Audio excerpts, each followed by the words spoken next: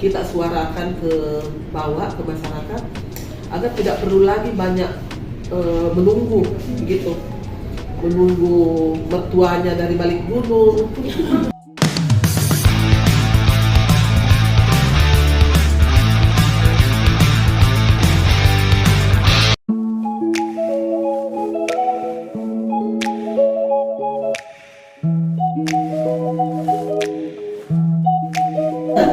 Bisa sharing terkait dengan bagaimana kolaborasi dinas kesehatan Bulukumba dengan organisasi terkait dengan kesehatan ibu dan anak. Ya. Mungkin lebih awal bisa teman-teman dari rombongan untuk memperkenalkan diri. Ya. IPP Jember, Gerakan Peduli Perempuan Jember, juga sama menangani kasus MNH juga. Terus kami ingin kesini menimba pengalaman teman-teman di sini, bagaimana apakah di sini angka kematian ibu, bayi, stunting tinggi, terus bagaimana kolaborasi dengan OMS untuk mengatasi itu. Terima kasih. Nama saya Yamini, Bu. Saya juga dari GPP, Gerakan Peduli Perempuan. Biasanya saya itu di divisi advokasi dan layanan hukum. Kami biasanya mendampingi korban-korban kekerasan perempuan, korban kekerasan, baik kekerasan terhadap rumah tangga, juga kekerasan seksual. Sama sih, kami juga ingin belajar terkait dengan isu tematik dengan kesehatan ibu dan kesehatan reproduksi utamanya, juga bagaimana cara pencegahan dan penanganan AKB di Bulukumba ini. Dari GPP Jember juga sama seperti kawan-kawan, saya juga ingin belajar banyak di Bulukumba ini, terutama terkait dengan AKB. Saya biasanya di bagian lapangan, Bu, pengorganisasian.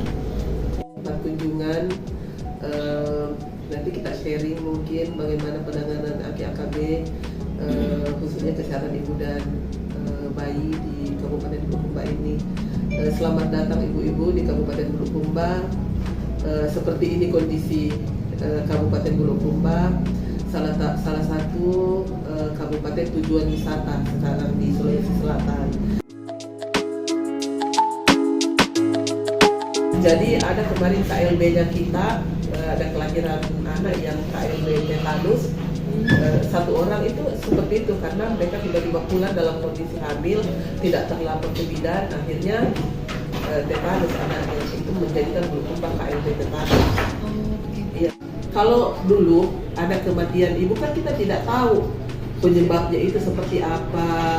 Terus mengedukasi masyarakat itu kan kita tidak tajam melakukan. Nah, dengan adanya program ini itu kan lebih spesifik lagi bisa digali. Tapi kemudian kita bisa menemukan bahwa ternyata ada hubungannya antara pengambilan keputusan yang terlambat yang bisa mengakibatkan kematian ibu dan bayi lain. Itu kemudian kan yang kita suarakan ke bawah, ke masyarakat, agar tidak perlu lagi banyak menunggu gitu, menunggu mertuanya dari balik gunung. Kalau di sini ada faktor budaya ini itu juga ya, menunggu keputusan yang lama untuk diambil sehingga penanganannya juga terlambat. Itu juga ada di tangan orang tua juga. Kan kita selalu melakukan sosialisasi terkait bagaimana memberdayakan perempuan. Untuk perempuan itu bisa mengatakan begini loh yang harus terjadi. Jadi mereka berdaya untuk mengatakan tidak, bawa saya cepat, jangan pasrah. Jember, karena memang di daerah piloting kita keputusan untuk apakah itu nanti ke medis atau tidak ketika ibu melahirkan itu juga ada di tangan mertua. Jadi hampir sama gitu. Akhirnya kan karena dianggap bahwa melahirkan itu bukan sakit, rumah sakit ada tempat orang sakit, jadi gitu. Iya. Kita bahwa ternyata tidak boleh begitu. Kan sekarang apa yang kurang di layanan kita? Kita sudah menyiapkan 21 puskesmas, kita menyiapkan ambulans desa. Nah, ini kemudian yang kemarin juga kita pertajam dengan ada satu desa piloting kita yang menjadi desa siap darah. Dan ini mungkin nanti akan kami replikasi ke seluruh desa yang ada di Kabupaten Bogor. Ini kerjanya inside dengan PDN. Jadi ada satu desa yang memang menjadi desa siap darah. Karena itu juga yang menjadi kendala kami di sini. Kemarin-kemarin ya, kan kita harus memastikan bahwa seorang ibu hamil ada 4 orang pendonornya. Ini yang harus ada di buku KIA-nya. Tapi ternyata kan ini masih seperti itu, ibu-ibu yang harus berusaha mencari. Makanya sekarang kita mendorong suami yang harus aktif. Jadi ibu hamil itu disayang oleh sekelilingnya. Jadi jangan lagi dia yang dibebani.